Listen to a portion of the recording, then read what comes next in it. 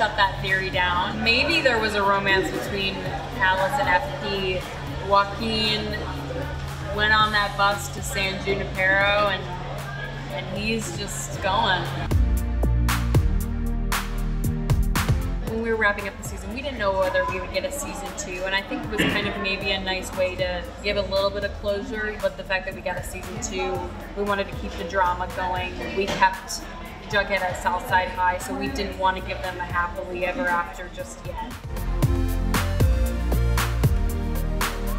Well, there's a definite rift in Riverdale. There's a civil war basically between the north side and the south side. And Jughead being on the south side and Betty's on the north side, it becomes a bit of a Romeo and Juliet situation, which in a way is very romantic, you know, because when they do see each other, it's kind of like a little reunion, and there's some really beautiful romantic moments between the two of them that I think a lot of people are going to die for. And Jughead definitely faces some troubles in season 2.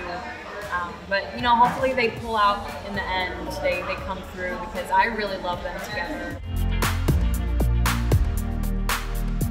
Betty and Veronica definitely face some challenges, as any friendship does, and, you know, they did experience some problems in season 1 as well, but at first I think they aren't spending as much time together.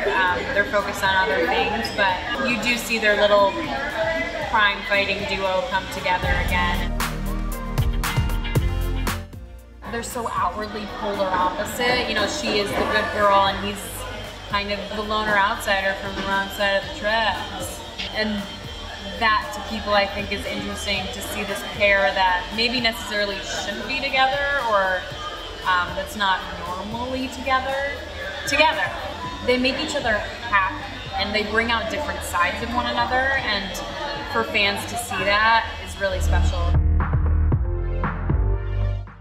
Season 2, you see a lot of dark Betty again, but not in kind of the campy way where she's putting on a wig and having like an alter ego for a second. Really just kind of getting to the root of it and having her darkness come to the surface, just anxiety and depression.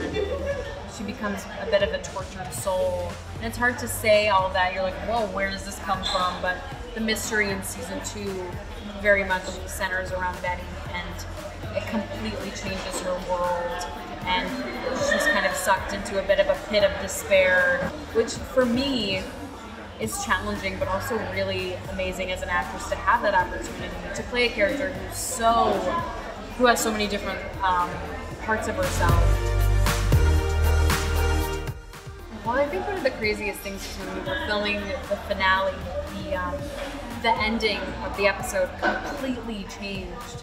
It was originally like Hiram coming into Riverdale, and it turned into Fred being shot.